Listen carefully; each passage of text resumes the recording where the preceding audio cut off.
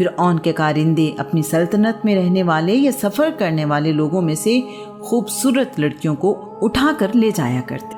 جن لوگوں نے پہاڑی علاقوں میں چھٹیاں گزارنے کے لیے سفر کیا ہے جانتے ہیں کہ پہاڑوں پر چڑھنا اور اترنا کس قدر مشکل کام ہے۔ ہم اپنی خوشی سے جاتے ہیں اور بہت جلدی تھک جاتے ہیں۔ عنوان: اے آگ ٹھنڈی ہو جا اور اسے سلامت رکھ۔ اللہ کریم نے اپنے نبی ابراہیم علیہ السلام کو ہدایت کے ساتھ پیدا کیا۔ ابراہیم لوگوں کو اللہ کریم کا پیغام پہنچاتے رہے۔ لوگ بت پرستی میں اتنے سخت ہو چکے تھے کہ کوئی بھی ابراہیم کی بات ماننے کو تیار نہ ہوا۔ ان کے لیے بتوں کے علاوہ خدا کی کوئی اور صورت ممکن ہی نہیں تھی۔ خدا کا تصور ان کے لیے بتوں کے علاوہ کچھ نہیں تھا۔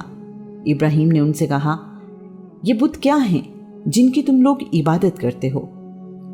ان کی قوم کہنے لگی، ہم نے اپنے باپ دادا کو ان کی عبادت کرتے دیکھا ہے۔ ابراہیم بولے، بے شک تم اور تمہارے باپ دادا بتوں کی عبادت کرتے ہوئے کھلی گمراہی میں رہے ہو۔ لوگوں نے پوچھا، کیا تم ہمارے پاس کوئی سچی بات لے کر آئے ہو یا دل لگی کر رہے ہو؟ ابراہیم نے کہا، میں تم سے دل لگی نہیں کر رہا۔ میرا اور تمہارا رب وہی ہے جو آسمانوں اور زمین کو پیدا کرنے والا ہے۔ میں اس کی گواہی دینے والوں میں سے ہوں۔ خدا کی قسم، جب تم پیٹھ پھیر کر چلے جاؤ گے تو میں تمہارے بتوں کے ساتھ ایک چال چلوں گا۔ اللہ کے نبی ابراہیم نے اپنے ارادے کسی سے چھپائے نہیں۔ انہوں نے اپنی قوم کو پہلے ہی بتا دیا تھا۔ ان کی قوم ایک تہوار منایا کرتی تھے۔ اس تہوار میں تمام لوگ، بچے، جوان سارا دن کھیلتے کودتے رہتے اور اپنی مرضی کے کاموں خانے میں کوئی موجود نہیں ہوتا تھا۔ ابراہیم نے حقیقت آشکار کرنے کے لیے اس موقع کو مناسب سمجھا۔ وہ ایک کلہاڑا لے کر ان کی عبادت گاہ میں چلے گئے۔ وہاں جا کر دیکھا کہ حال کے درمیان ایک بڑا بت، جسے ان کی قوم خدا سمجھتی تھی، موجود ہے۔ اس کے دائیں اور بائیں بہت سارے بت ہیں۔ ان تمام بتوں کے سامنے مٹھائیاں اور پھل رکھے ہوئے ہیں۔ ابراہیم نے وہ مٹھائیاں اور پھل اٹھا کر سب سے بڑے بت کے سامنے رکھ دیے۔ ابراہیم نے کلہاڑا استعمال کرتے ہوئے تمام چھوٹے بتوں کو توڑا۔ کسی بت کا کان کاٹ دیا تو کسی کی ناک، کسی کی آنکھ،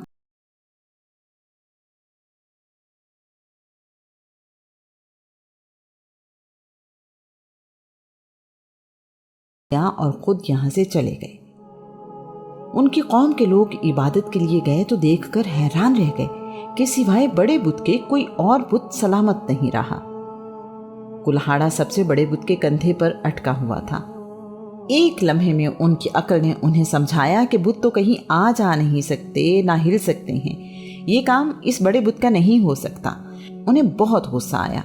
وہ نمرود بادشاہ کے پاس گئے اور کہنے لگے، ہمیں یقین ہے کہ اسی نوجوان نے ہمارے خداؤں کو نقصان پہنچایا ہے، جس کا نام ابراہیم ہے۔ وہ ہمارے خداؤں کے بارے میں کہتا ہے کہ یہ تو اپنی حفاظت نہیں کر سکتے، تمہاری حفاظت کیا کریں گے؟ نمرود کے فوجی ابراہیم کو گرفتار کر کے دربار میں لے آئے۔ بادشاہ کا دربار لوگوں سے بھرا ہوا تھا۔ ابراہیم سے پوچھا گیا، کیا یہ سب کچھ تم نے کیا ہے؟ ابراہیم نے اطمینان سے جواب دیا، مجھ سے کیا پوچھتے ہو؟ اس بڑے بت سے پوچھو، اسی نے کیا ہوگا، وہ بتائے اگر وہ بول سکتا ہے تو۔ قوم ابراہیم نے لاجواب ہو کر کہا، تم اچھی طرح جانتے ہو یہ بت بول نہیں سکتے۔ وہ لوگ اللہ کے نبی ابراہیم کی بات پر غور کرنے لگے، مگر پھر اپنی ضد پر قائم رہے کہ یہی ان کے خدا ہیں۔ ابراہیم نے انہیں سمجھاتے ہوئے کہا، کیا تم ان بتوں کی عبادت کرتے ہو جو نہ تمہیں فائدہ پہنچا سکتے ہیں نہ ہی کوئی نقصان؟ افسوس ہے تم لوگوں پر، میں حیران ہوں کہ تم اللہ کریم کو چھوڑ کر ان بتوں کی عبادت کرتے ہو۔ کیا تم اتنا بھی نہیں سمجھتے؟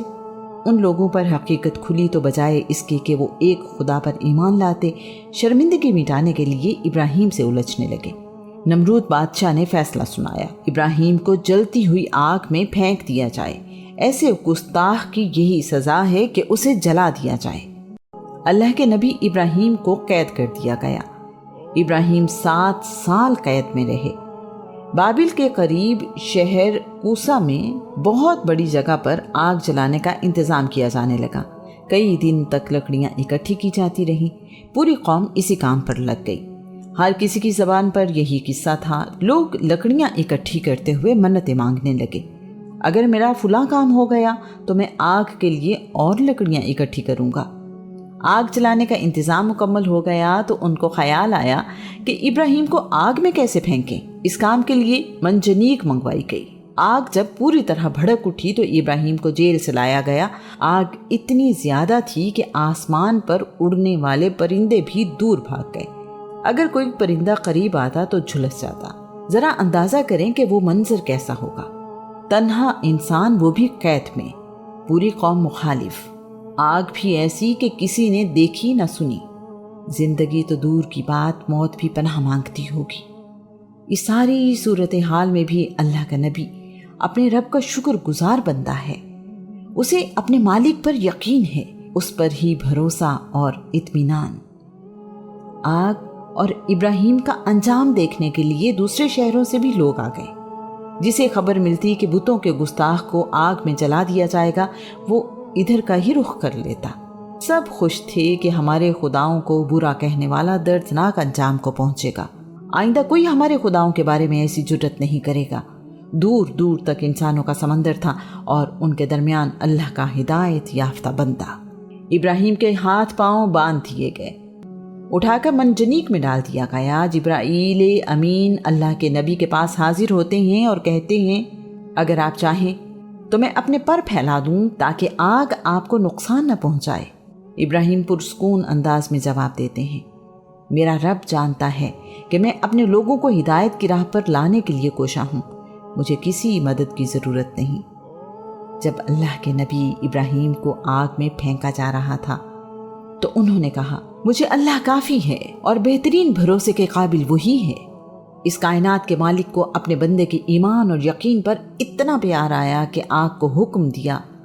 ہم نے کہا، اے آگ، تو ابراہیم پر ٹھنڈی ہو جا اور اسے سلامت رکھ۔ ابراہیم کو آگ میں پھینک دیا گیا۔ آگ کئی دن تک چلتی رہی۔ لوگ خوشیاں مناتے رہے کہ ہمارے خداؤں نے گستاخ کا کیا حشر کر دیا، اس نے ہمارے خداؤں کو جھوٹا کہا تھا۔ انہیں کیا معلوم کہ اللہ کا پیارا بندہ تو اپنے رب کی حفاظت میں ہے، آگ اس کا کچھ نہیں بگاڑ سکتی۔ آگ بجھ گئی تو سب لوگ یہ دیکھ کر حیران رہ گئے کہ اللہ کے نبی ابراہیم کو کوئی نقصان نہیں پہنچا۔ نمرود نے جب دیکھا کہ ابراہیم آگ سے مکمل طور پر محفوظ رہے تو شرمندہ ہوا۔ ابراہیم سے کہنے لگا، تمہارا رب تم پر مہربان ہے۔ یہ سب دیکھنے کے بعد ابراہیم کے خدا پر ایمان لانا کتنا آسان تھا، لیکن ہدایت نصیب والوں کو ملتی ہے، کیونکہ دلوں پر حکومت تو میرے اللہ کریم کی ہے۔ آگ سے بچ جانے کے بعد ابراہیم الجزیرہ کے شمال میں واقع شہر حران چلے گئے۔ وہاں قحط پڑا تو ہکسوس کے زمانے میں مصر چلے گئے۔ اللہ کے نبی ابراہیم کی ساری زندگی ہی اللہ کریم کی اطاعت اور بندگی میں گزری۔ انہوں نے بہت سے مشکل امتحان دیکھے، لیکن اللہ کریم پر بھروسہ کم نہ ہوا اور کامیاب ہوتے رہے۔ ابراہیم کو ابو الانبیاء یعنی نبیوں کا باپ بھی کہا جاتا ہے۔ آپ کی اولاد میں بہت سارے نبی آئے۔ ابراہیم کو خلیل اللہ یعنی اللہ کا دوست بھی کہا جاتا ہے۔ ابراہیم کی اولاد میں ہی تقریباً 2500 سال بعد اللہ کے آخری نبی محمد الرسول اللہ صلی اللہ علیہ وآلہ وسلم پیدا ہوئے۔ آج کے دور میں ہمیں یہ بات بڑی عجیب اس لیے محسوس ہوتی ہے کہ اللہ کریم نے اس بات سے منع کر دیا، بیٹے یا بیٹی کی قربانی نہیں کی جا سکتی۔ پہاڑوں پر چڑھتی رہی اور نشیبی جگہ پر دوڑتی رہی، ویسے ہی پہاڑوں پر چڑھو اور دوڑو۔